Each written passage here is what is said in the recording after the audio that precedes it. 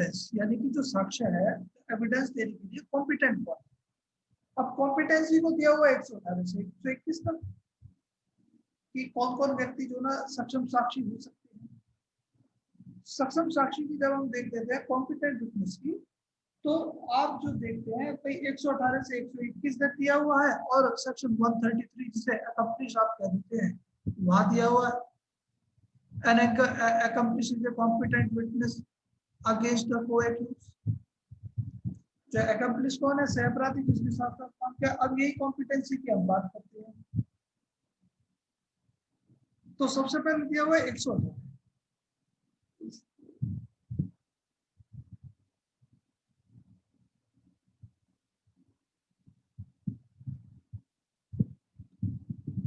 118 general in general rule आपको ये बता देता है कि all person shall be competent to testify, यानी कि प्रत्येक व्यक्ति का साक्ष्य लिया जा सकता है। ऑल पर्सन, जो कोर्ट है, जो आपका लॉ है, वो कहीं भी किसी भी व्यक्ति पे कोई बार नहीं लगा रहा है। बार इन द सेंस किसी को बैन नहीं कर रहा है, वो बता रहा है कि सभी व्यक्ति सक्षम साक्षी हो सकते हैं बशर्ते कि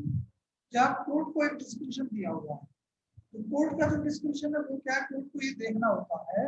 कि जिस व्यक्ति का वो साक्ष्य ले रहा है, जिस व्यक्ति का एविडेंस रिकॉर्ड कर रहा है, whether the person who is giving evidence before court is in a position to understand the question which is being asked from the witnesses। यानी कि जो साक्ष्य किसी विटनेस किसी साक्षी के द्वारा दिया जा रहा है, उस साक्ष्य की जो है विश्वसनीयता और जो रेशनल जजमेंट जो उसके द्वारा होना चाहिए, क्या वो समझ सकता है या नहीं, या साक्षी से जो भी क्वेश्चन पूछे जाए उनका वो रेशनल आंसर उनको समझ करके दे सकता है या नहीं। अगर ऐसी स्थिति नहीं है कि वो उनको नहीं समझ सकता है और उनका आंसर नहीं दे सकता है, अब वो कोई भी कारण हो सकता है। कारण कि देखिए, unless the court consider that they are prevented from understanding the question put to them, यानी कि जो क्वेश्चन उनसे पूछे गए हैं उस क्वेश्चन को जवाब देने में उसको कहीं ना कहीं कठिनाई है, और कठिनाई उनको समझने में, और फिर उनके बाद giving rational answer to those question, उन आंसर का एक रैशनल तार्किक जो आंसर है वो नहीं दे सकता है। तो अब वो आंसर ना देने के जो कारण है, चाहे वो टेंडर एज हो सकती है, एक्सट्रीम ओल्ड एज हो सकती है, डिजीज हो सकती है, चाहे वेदर ऑफ बॉडी और माइंड किसी भी तरीके की हो सकती है, और any other cause of same kind, या इनमें से किसी भी और तरीके की किसी तरीके का कोई भी चीज हो सकती है। अगर इनमें से किसी वजह से जो विटनेस है उसके जो क्वेश्चन उससे पूछा गया है उसको नहीं समझने की स्थिति में पागल है, पागल से आप कैसे समझेगा। ठीक है, तो इन सब चीजों को छोड़ करके बाकी प्रत्येक व्यक्ति एवरी पर्सन, यानी कि जब आप फाइट टेंडर एज की बात करते हो तो 6 से 7 वर्ष का व्यक्ति जो बच्चा होता है उसकी भी एविडेंस रिकॉर्ड की जा सकती है। केवल कोर्ट ही कंसीडर कर ले भाई, जब कोर्ट पूछ रहा है तो क्वेश्चन कोर्ट के समझ पूछे जा रहे हैं, कोई साक्ष्य दिया जा रहा है विटनेसेस से, केवल उस समय उन प्रश्नों को जो प्रश्न साक्ष्य से दिए जा रहे हैं उसको समझ सकता है और समझ करके उनका आंसर दे सकता है, और अगर नहीं तब उस स्थिति में तो उसे कोर्ट मना कर देगा। अन्यथा की स्थिति में प्रत्येक व्यक्ति चाहे कोई भी हो वो कॉम्पिटेंट विटनेस होगा। अब कॉम्पिटेंसी की बात करते हैं तो अब इसमें आप देखो एक्सप्लेनेशन ही देख लीजिए, a lunatic is not competent to testify. अगर ल्यूनेटिक की भी आप बात करोगे, पागल नॉट इनकॉम्पिटेंट, वो इनकॉम्पिटेंट नहीं है जब तक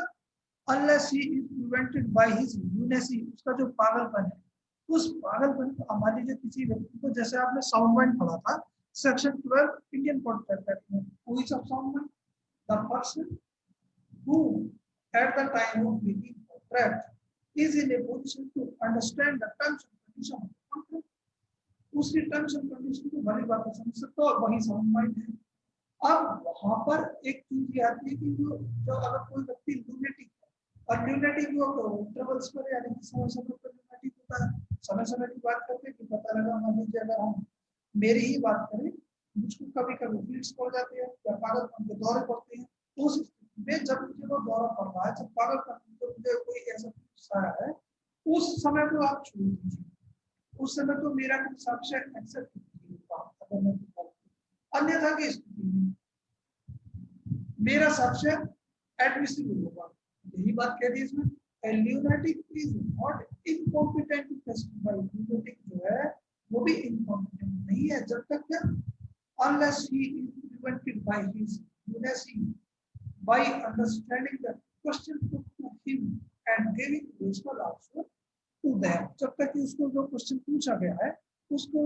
ना समझने की स्थिति में और उसका कोई और रेशनल आंसर ना दे सकता हो। अब देखो जब आप टेंडर एज की बात कर रहे थे, आपने देखा टेंडर एज कि टेंडर एज के कारण कोर्ट इस चीज का निष्कर्ष निकाल सकता है कि भाई इनका साक्ष्य नहीं लिया जाना चाहिए। लेकिन अगर आप यहाँ देखिए child witness, a child is competent witness unless he is unable to understand the question और is unable to give rational answer.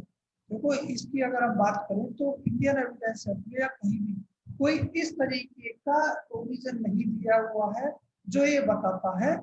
कि जो चाइल्ड एविडेंस है, चाइल्ड एविडेंस के लिए कोई किसी कॉरोबरेटिव एविडेंस की जरूरत है, यानी कि उसको सोल एविडेंस मानकर भी उसके ऊपर रिलाई किया जा सकता है, विश्वास किया जा सकता है। Sole evidence in the sense, अब देखो यहाँ आप बात करेंगे सोल एविडेंस खाली जिसके आधार पर जो बेस्ट पीस ऑफ एविडेंस है, खाली इस चाइल्ड की गवाही के आधार पर भी किसी का कन्विक्शन और एक्विटल हो सकता है। यहाँ कह दिया कि चाइल्ड इज कॉम्पिटेंट विटनेस, चाहे वो 6 से 7 वर्ष का ही क्यों हो, उसका अगर कोर्ट को दिखाई देता है कि जो 6 से 7 वर्ष का बच्चा है वो भी कॉम्पिटेंट विटनेस होगा,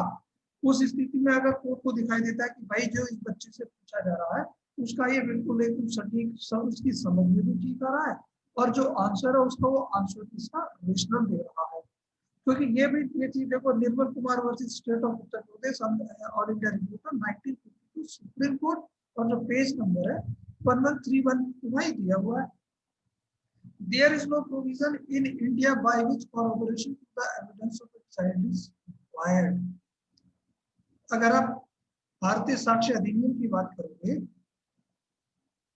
या भारत की भी बात करोगे तो कहीं भी कोई ऐसा प्रोविजन नहीं दिया हुआ है जिसमें ये बताया गया हो अगर कोई चाइल्ड का साक्ष्य है, किसी चाइल्ड की एविडेंस है तो और चाइल्ड के एविडेंस, चाइल्ड के बच्चे के साक्ष्य को पढ़े जाने के लिए किसी कॉरोबोरेटिव एविडेंस की जरूरत होती है। ये तो केवल क्या है, it is a sound rule in practice and not to act on the uncorroborated evidence of a child, but this is a rule of prudence and not of law. ये केवल एक सीधे प्रूडेंस यानी कि जो ना व्यक्ति की समझ का एक नियम है, प्रूडेंस यानी कि जो एक प्रज्ञावान व्यक्ति होना चाहिए उसके लिए केवल इतने, कहीं कोई रूल ऐसा नहीं है कि जो चाइल्ड विटनेस है उसकी साक्ष्य पर, उसके विटनेस पर कोई रिलायबिलिटी नहीं बनेगी और किसी कॉरोबोरेटिव एविडेंस की जरूरत होगी। और दूसरा ये कि sound rule in practice not to act on the uncorroborated evidence of a child, not to act on यानी कि जो uncorroborated evidence है इसकी जिसको corroborate नहीं किया गया है उस पर भी कोई कार्य, कोई एक्ट ना करना भी ये भी कोई साउंड नियम है। ये तो केवल प्रूडेंस यानी कि उसके कोर्ट का डिस्क्रिप्शन है, कोर्ट को दिखाई दिया तो उसको रिलाई करती है। अब दूसरा आप देखते हैं चांस विटनेस। चांस विटनेस की जब आप बात करोगे, चांस विटनेस सीधे सीधे आप उसको जोड़ के चलिएगा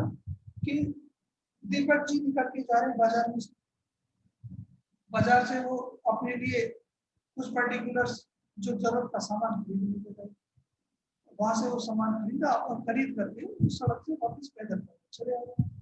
रास्ते में दिखाई देता है जो हर्षित मेहता जी है, ये हर्षित भारद्वाज जी की जो ना डंडे से पिटाई कर रहे हैं, ठीक है, और जब डंडे से पिटाई कर रहे हैं केवल दीपक जी वहां से अकेले निकल पा रहे, बाकी कोई नहीं, दीपक जी देख लिया। अब यहाँ पर जो दीपक जी है वो इसके प्रत्यक्ष साक्षी होंगे, डायरेक्ट एविडेंस होगी सीधे सीधे से, क्योंकि जब आप पीछे देखेंगे तो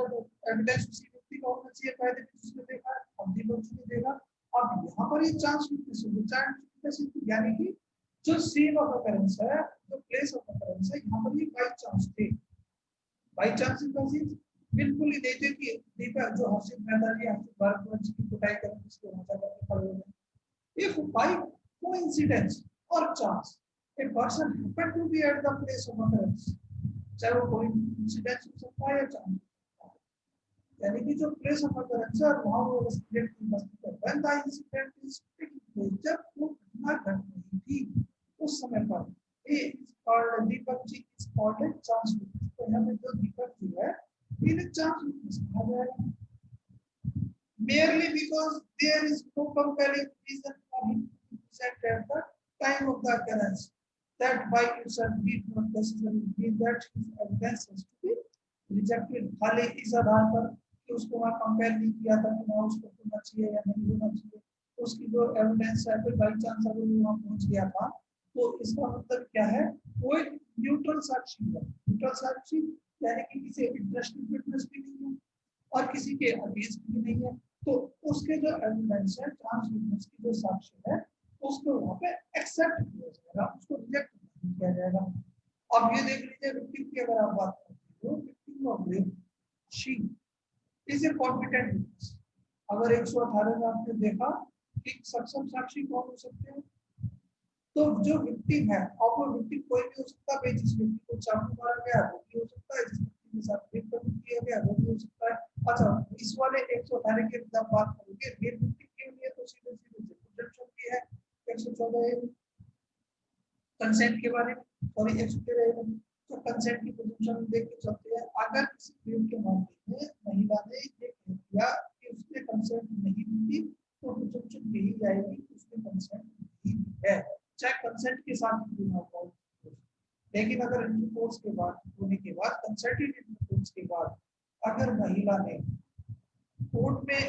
रेप का मुकदमा फाइल किया है, रेप को एफआईआर लॉन्च किया है, तो पहले प्रिजम्पशन जो बेस होती है वहाँ यही आती है कि जो वुमन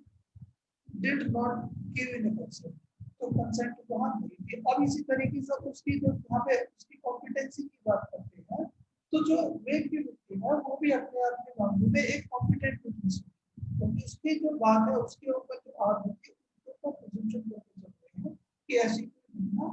हुई है,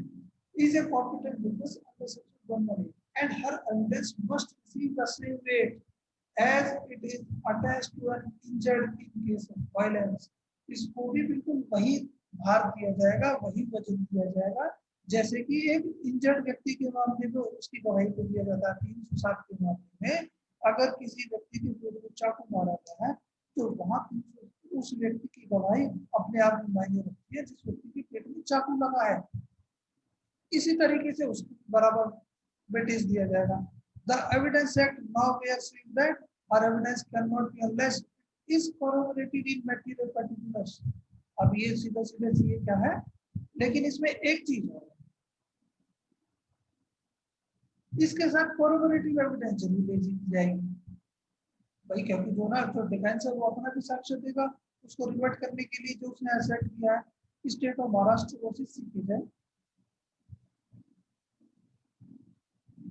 देखो अभी मैंने इंटरेस्टेड विटनेस की बात करी, तो इंटरेस्टेड पर्सन और देखो इंटरेस्टेड विटनेस हमेशा वो होता है जो व्यक्ति ये चाहता है कि जो एक्यूज पर्सन है, एक्यूज पर्सन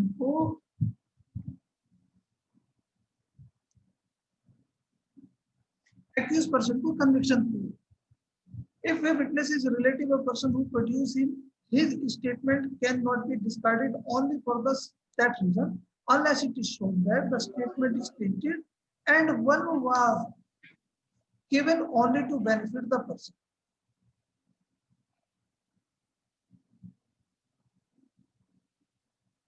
अब यहाँ पे इंटरेस्टिंग की बात सीधे देख रहे हैं, जो एक्यूज को कन्विक्शन चाहता है, the person who wants to see the accused convicted because of his own animus. Own animus मतलब उसकी अपनी कोई दुश्मनी उस व्यक्ति के साथ या कोई दूसरा कारण हो सकता है। इन दोनों में से किसी भी कारण अगर जो व्यक्ति किसी एक्यूज को कन्विक्शन चाहता है, that is called interested witness. और जब इंटरेस्टेड विटनेस की आप बात करते हैं तो पुलिस की जो विटनेस होगी, पुलिस का जो साक्ष्य होगा, पुलिस का साक्ष्य कब आएगा, पुलिस के साक्ष्य की हम बात करते हैं जो एविडेंस जो मटेरियल वो कलेक्ट करते हैं, चाहे वो 161 के अकॉर्डिंग करते हो, 161 में सभी का स्टेटमेंट देते हैं और फिर उसके बाद सेक्शन 27 की फाइंडिंग्स होती है। अनीश जी बताएंगे सेक्शन 27 की फाइंडिंग्स क्या होगी? सर सेक्शन 27 में सेक्शन 27 की जो फाइंडिंग्स है, मेरा कहना ये है कि जो पुलिस ऑफिसर्स की जो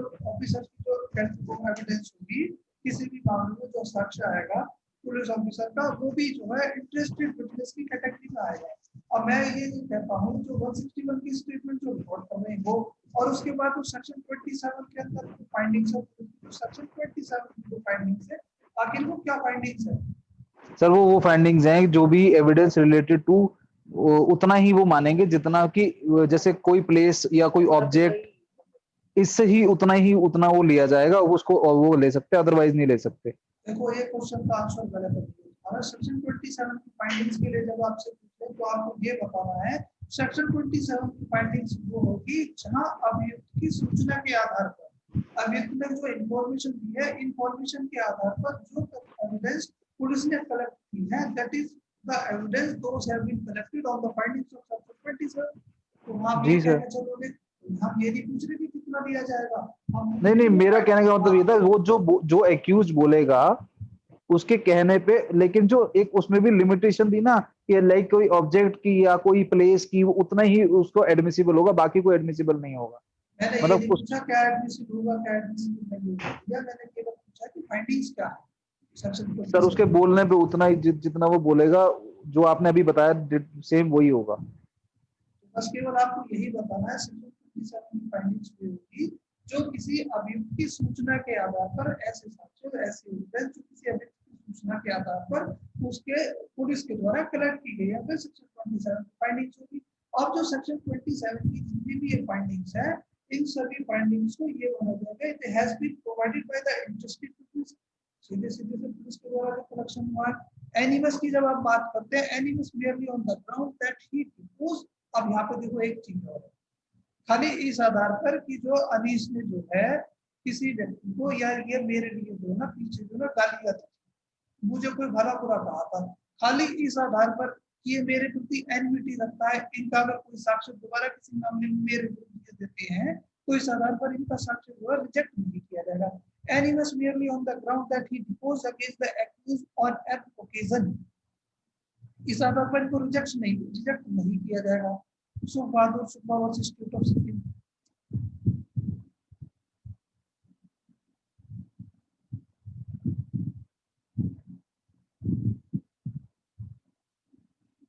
अब देखो विटनेस की क्रेडिबिलिटी की आप बात करती हो, अगर कोई विटनेस जो डिसीज्ड है या विक्टिम है उसका रिलेटिव है, तो उस व्यक्ति के साक्ष्य की जो है ना उसको कितना वेटेज दिया जाएगा। अब मान लीजिए मेरे साथ कोई घटना घटी है और अनीश मेरे साथ है, तो अनीश जो है उस स्थिति में मेरे फेवर की ही साक्ष्य देगा, मेरे फेवर की एविडेंस देगा, क्यों? तो वो मुझसे जुड़ा हुआ है। तो अब यहाँ क्रेडिबिलिटी की बात करते हैं, हो सकता है कि ये शायद गलत चीजें गलत साक्ष्य दे मेरे फेवर के लिए, अगर ये मैं अपने फेवर में इसको दूंगा,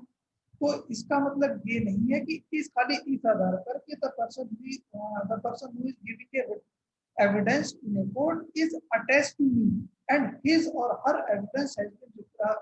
shall be rejected by the court. अब यहाँ credibility आप देख लीजिए, the credibility of a witness does not get affected merely because he is related to the deceased or does not state the incident in the same language or manner which in the opinion of the court is natural. खाली इस आधार पर उसका जो उसके साक्ष्य को दुष्प्रभावित नहीं किया जाएगा कि वो डिसीज से या विक्टिम से रिलेटेड है, या उस इंसिडेंट को अगर किसी घटना को देखा वो बताता है उस सेम लैंग्वेज में उसे नहीं बताता है जिस लैंग्वेज में जिस चीज में जिस प्रॉपर वे में वो हुआ है, या और क्या जिसके अंतर्गत जो नेचुरल वे में कोर्ट ओपिनियन रखता है। अब मान लीजिए अगर किसी बच्चे की अगर आप बात करते हो, तो चाइल्ड विटनेस की भी आप बात करोगे, तो चाइल्ड विटनेस के क्या आप ये उम्मीद करोगे वो किसी कन्वर्सेशन को एज इट इज कोर्ट में जाकर के बता देगा? अगर मदर और फादर के बीच में झगड़ा हो रहा है और बच्चा खड़ा होकर देख रहा है, उसने वो सारी चीजें सुनी है, क्या कोर्ट को ये उम्मीद रखनी चाहिए कि वो एक एक बात जो हस्बैंड और वाइफ के बीच में हुई है उनका बच्चा उसकी प्रॉपर एविडेंस देगा? वहां पर उसकी जो क्रेडिबिलिटी है वो खाली इतने से उसको काम चलाएगा। वहां पे अगर बच्चा ये एविडेंस दे रहा है, ये कुछ चीजें बता रहा है कि मम्मी पापा झगड़ रहे थे और पिताजी ने गुस्से में आकर के माता जी के सिर पे मार दिया, उन दोनों के बीच में क्या बात हुई as it is word to word, ये ओपिनियन ये रखेगा कि ये वर्ड टू वर्ड सारी चीजें बताएगा। where the testimony of the injured eyewitness was convincing and of sterling worth and was also corroborated by medical evidence. His testimony could not be disregarded only because he was related to the deceased. So देख लीजिए आप, जहां जो injured आई witness है और फिर उसके बाद जो उसकी मेडिकल एविडेंसेस आई है, उस मेडिकल एविडेंस के द्वारा कॉर्पोरेट हुई है, तो खाली इस आधार पर कि जो आई विटनेस है, जो डायरेक्ट एविडेंस जिस व्यक्ति की है वो रिलेटेड है, और जो मेडिकल एविडेंस आई है वो कहीं ना कहीं उसके साथ कॉर्पोरेट नहीं कर पा रही है, यानी कि उन चीजों को बिल्कुल ठीक से नहीं बता पा रहा है। ये अब सीधा सही इसको इस तरीके से देख लीजिएगा कि जो आई विटनेस है, आई विटनेस का कहना है कि भैया चाकू से इन्होंने इसको पर वार किया, अंधेरे में उन्होंने देखा था, ये चाकू कितना लंबा था, मुझे चाकू हो सकता है कि 6 इंची का हो या लगभग इतना हो कि हमारे एक हथेली के बराबर का हो, जिसको ठीक से नहीं देख पाए थे। और अगर जब मेडिकल रिपोर्ट की बात करते हैं तो मेडिकल रिपोर्ट में तो चाकू की जगह सीधे सीधे से ये मान के चलिए वो 12 इंची का बटन बता रहे हैं उसको, या 3 इंची का जो क्या नाम है घाव बता रहे हैं, जिसके बारे में ये कहना तो डॉक्टर्स की ओपिनियन है, ये किसी को ना ब्लेड से भी आ सकती है, किसी अन्य कारण से भी आ सकती है। खाली सीन ऑफ अकरेंस की जब हम बात करते हैं, इस आधार पर उसकी जो एविडेंस है उसको रिजेक्ट नहीं किया जाएगा। अब इसी तरीके से पुलिस ऑफिसर की जब आप बात कर रहे हैं, क्योंकि हमने तो कह दिया कि वो इंटरेस्टेड विटनेस की कैटेगरी में आएगी, that cannot be rejected for that reason alone where the testimony of police officer that he sees the driving license। अब देखो मेन चीज ये है कि पता लगा दीपक जी गाड़ी तेज चलाते हुए जा रहे हैं, बाइक तेज चलाते और बाइक तेज चलाते हुए जा रहे हैं, ट्रैफिक पुलिस ने उन्हें रोक लिया, ट्रैफिक पुलिस ने रोक के इनसे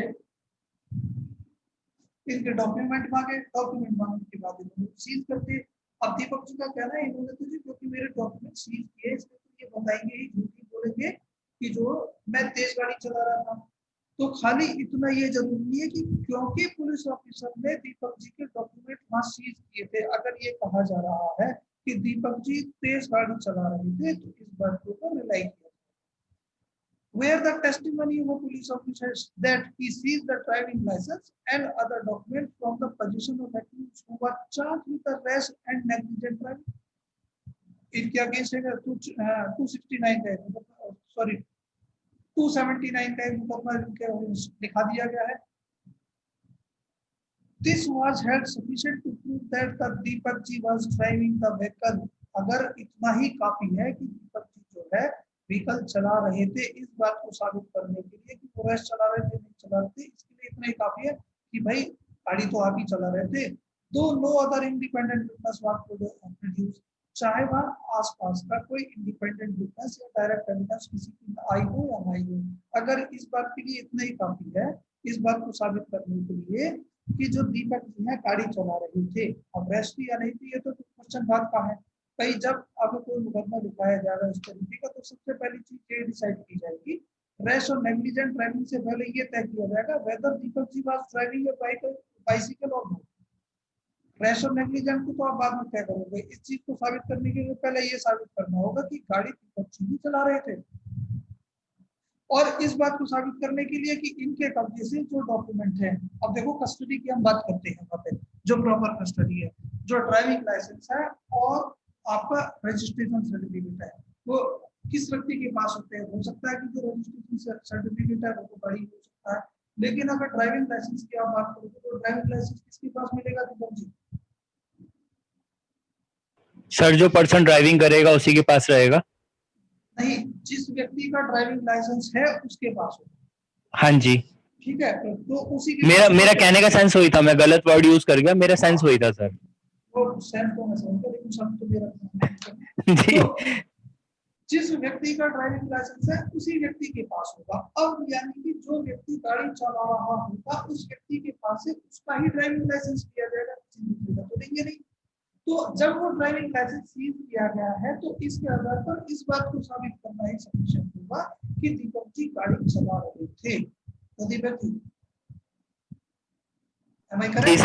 जी सर बिल्कुल ठीक है। तो यहाँ पर अगर चार्ज है whether the Deepak ji was driving rashlessly और नेग्लिजेंटली, तो उसके लिए खाली इस बात को साबित करने के लिए दीपक जी वाज ड्राइविंग बाइसिकल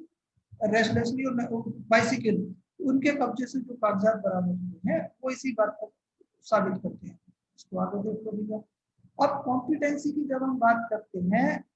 118 में देख लिया कि हमने all person are competent for testify, प्रत्येक व्यक्ति का साक्ष्य लिया जा सकता है बशर्ते कि वो है कि जहां कोर्ट ये कंसीडर करता है कि चाहे वो टेंडर एज हो,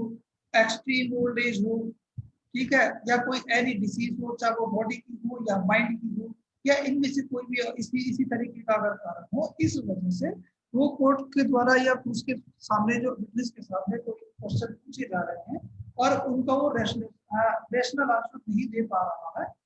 तो उस स्थिति को छोड़ देंगे, बाकी वो कॉम्पिटेंट विटनेस होगा। अब कॉम्पिटेंसी की जब आप बात करते हो, जो डम्ब विटनेस है, जो बोल ही नहीं सकता है, उस व्यक्ति को भी कॉम्पिटेंट विटनेस की कैटेगरी में क्लास में रखा गया है। एक witness who is unable to speak, एक व्यक्ति जो बोल नहीं सकता है, वो क्या है भाई? अगर आप विटनेस की बात करते हैं, आपने देखा साक्ष्य में एविडेंस का दो तरीके की, ओरल डॉक्यूमेंट्री। ओरल एविडेंस की जब आप बात करोगे सेक्शन 3 में सीधे भैया कह दिया कि all statement which the court required to be made before it, इसके लिए कोर्ट कहता है कि उसके समक्ष आकर कहा जाए, और द पर्पस ऑफ इंक्वायरी यानी कि किसी इंक्वायरी के संबंध में कोर्ट ने कह दिया किसी व्यक्ति के लिए, तो ठीक है भैया आप अगर एविडेंस दीजिए, अब वो व्यक्ति बोल तो सकता नहीं, तो इस तरीके से देगा अपने साक्ष्य। तो उस स्थिति में कहते हैं a witness who is unable to speak, एक व्यक्ति जो बोल ही नहीं सकता, make him his evidence in any other manner, फिर उस स्थिति में ये माना जाएगा भैया चाहे वो बाय सिग्नल बाय साइन दे सकता है या लिखकर दे सकता है, किसी अन्य कारण अन्य तरीके से दे सकता है, in which he can make it intelligible, जिसमें उसको ये समझता हो ठीक तरीके से समझा सकता है, एज बाय हिज राइटिंग और बाय साइन। और उस स्थिति में but such writing must be written and the sign made in open court में, क्योंकि जब ओरल एविडेंस की आप बात करते हो तो स्टेटमेंट दिए जाते थे, वो स्टेटमेंट भी डायरेक्ट कोर्ट को दी जाती है, तो इसलिए वो राइटिंग और साइन भी ओपन कोर्ट में ही होते हैं। Evidence so given shall be deemed to be oral evidence. तो उस देखो ये प्री का क्वेश्चन है, आपको सीधे सीधे से आता है। जब 129 की बात करोगे तो उसको दो तरीके से पूछते हो भैया, conduct witness has been provided under section 118, 119, 120 और 116 of Indian Evidence Act। इनमें से आपको ये बताना है कि जो conduct witness है वो 119 में दिया हुआ, ICJ 119 पे निशान लगा दूंगा। अब ये मान लीजिए the witness provided by evidence provided by a dumb witness shall be treated as documentary evidence, तो लिख के दे रहा है, और oral evidence और ओरल और डॉक्यूमेंट्री, तो यहाँ पे सीधा सीधा सा कह दिया कि उसके जो साक्ष्य है वो ओरल एविडेंस काउंट किया जाएगा।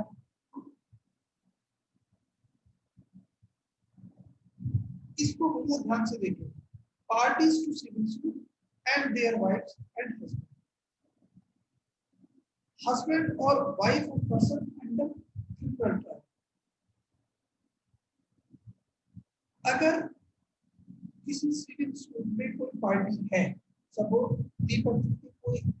सूट फाइल किया हुआ है, तो दीपक जी ने जब सूट फाइल किया है तो यहाँ जब बात की जाएगी इनकी वाइफ की बात की जाएगी। In all civil proceeding the parties to the suit and the husband और wife of any party to the suit, यानी कि उस समय पर जो दीपक जी की वाइफ होगी उनके एविडेंस की हम यहाँ बात shall be competent witness, चाहे वो वाइफ हो या हस्बैंड हो, उस स्थिति में उनके द्वारा दिया गया जो साक्ष्य होगा वे जो दोनों के वे जो साक्षी होंगे, जो विटनेसेस होंगे, कॉम्पिटेंट विटनेसेस होंगे। अब इसको पलट में आप देखिए कि क्रिमिनल प्रोसीडिंग की जब आप बात करते हो, क्रिमिनल प्रोसीडिंग जब हस्बैंड और वाइफ दोनों के अगेंस्ट चल रही हो आपस में, in criminal proceeding against any person, किसी एक के विरुद्ध चल रही है, the husband or wife of such person respectively shall be a competent witness। ठीक है, तो जो हस्बैंड और वाइफ है एक दूसरे के विरुद्ध, चाहे वो सिविल मामला हो या क्रिमिनल मामला हो, तो उस स्थिति में सक्षम साक्षी हो सकते हैं उनके द्वारा भी। अब देखो इसको आप एक तरीके से ये देख लीजिए,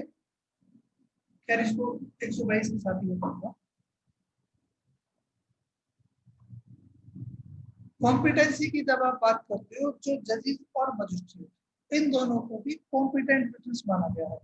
competent witness in the sense no जज, और देखो अब यहाँ पे दो चीजें हैं, इसको दो क्लॉज में आते हैं। अगर किसी जुडिशियल मजिस्ट्रेट की या जजेस की उनके कंडक्ट की आप बात करते हैं, उनके द्वारा किए, तो उस स्थिति में उनके कंडक्ट को लेकर के या उनके एक्ट को लेकर के जो वो काम कर रहे हैं उसको लेकर उन्हें कंपेल नहीं किया जाएगा except the higher order of higher authority, कि वो साक्ष्य देने के लिए उन्हें कंपेल नहीं करेंगे। लेकिन दूसरी पोजीशन ये है कि अगर किसी मामले में उनके सामने कोई घटना घटती है तो उस स्थिति में उनके द्वारा जो है वे competent except upon the special order of some court in the sense जो उसकी हायर कोर्ट होती है उसके ऊपर। मान लीजिए अगर लोअर कोर्ट की बात, लोअर कोर्ट के जज की बात करेंगे, जज या मजिस्ट्रेट की, डिस्ट्रिक्ट कोर्ट में अगर कोई बैठा तो उसके ऊपर जो हायर होगी, उसमें जो हायर कोर्ट का जज होगा वो उसका हायर कोर्ट होगी। तो सीधा सा some court to which he is subordinate, जिसके वो सबऑर्डिनेट है, be compelled to answer any question. किसी भी जज को या मजिस्ट्रेट को किसी क्वेश्चन का आंसर देने के लिए कंपेल नहीं किया जाएगा। और वो आंसर की जो क्वेश्चन की जो बात करते हैं, as to his own conduct in court as जज ऑफ मजिस्ट्रेट, यानी कि जूरी जज अपनी जो है कार्रवाई के दौरान उसने कोई काम किया है, कोई जजमेंट दिया, उस जजमेंट को लेकर के उसे कंपेल नहीं किया जाएगा किसी भी मामले में कि वो आकर इसमें अपनी गवाही दे, जब तक कि उसके हायर कोर्ट इस बात के लिए ना कह दे उसे। और as to anything which come to his knowledge, और उस कार्रवाई के दौरान, कोई कोर्ट प्रोसीडिंग के दौरान अगर कोई तथ्य उसके सामने आता है, उस स्थिति में भी उस मजिस्ट्रेट को या जज को कंपेल नहीं किया जाएगा कि वो उसके संबंध में आकर कोई साक्ष्य दे। But he may be examined as to other matters, लेकिन कोई अन्य मामले, पता लगा जो दीपक जी हैं इनके खिलाफ एक मामला चल रहा था और उस मामले में हर्षित मेहता जी की गवाही चल रही थी कोर्ट के अंदर, ठीक है। हर्षित मेहता जी बेशक झूठी गवाही दे रहे थे, इस बात का साक्ष्य तो नहीं देगा कि उन्होंने झूठी गवाही दी थी, लेकिन इनकी झूठी गवाही से आवेश में आकर के दीपक जी ने वही कोर्ट के भीतर इनके सिर में डंडा उठा करके मार दिया, जिससे इनकी मृत्यु हो गई। तो ये जो इंसिडेंट है, ये जो घटना वहां घटी है, इस संबंध में साक्ष्य मजिस्ट्रेट के द्वारा दिया जा सकता है, जिस मजिस्ट्रेट के सामने, जिस कोर्ट के सामने ये घटना घटी है। But he may be examined as to other matters which occurred in his presence whilst he was so active. जिस समय वो इस काम को कर रहे थे, उनके उस काम को कर रहे थे और उनके सामने कोई घटना घटी है, तब इस बात को वो साक्ष्य दे सकते हैं। आप ये तीन इसके इलस्ट्रेशन देख लीजिए भैया। A is on trial before the court of session. अब यहाँ पे एक जगह आप Deepak ji on his trial before the court of session says that a deposition was improperly taken by B. B कौन है यहाँ पे? मजिस्ट्रेट है। The magistrate P cannot be compelled to answer question as to his except upon the special order of superior court. Deepak ji ने कह दी जब trial चल रहा था, तो जो ये मजिस्ट्रेट साहब हैं, इन्होंने जो है उस समय जो है जो साक्ष्य है वो ठीक तरीके से नहीं दिया। तो इस संबंध में जो मजिस्ट्रेट साहब है उनको कंपेल नहीं किया जाएगा, वो आकर तो संबंध में अपना साक्ष्य दे। या दूसरा देख लीजिए, A is accused before the court of session of having given false evidence before the Deepak ji के खिलाफ एक झूठी गवाही देने का मुकदमा है। मजिस्ट्रेट भी can not be asked that what he said. अब जो मजिस्ट्रेट को इसलिए कंपेल नहीं किया जाएगा कि वो हर्षित मेहता जी ने उस समय क्या कहा था, लेकिन ये जरूर क्या कुछ लिया कह सकते हैं वो, A is accused before the court of session of attempting to murder a police officer while on his trial before the session judge. P may be examined as to what बी का उस संबंध में साक्ष्य लिया जा सकता है कि भैया वहां पर क्या घटना घटी थी। अब भैया यहाँ तक अगर किसी को डाउट हो तो भैया उससे एक बार पूछ लो।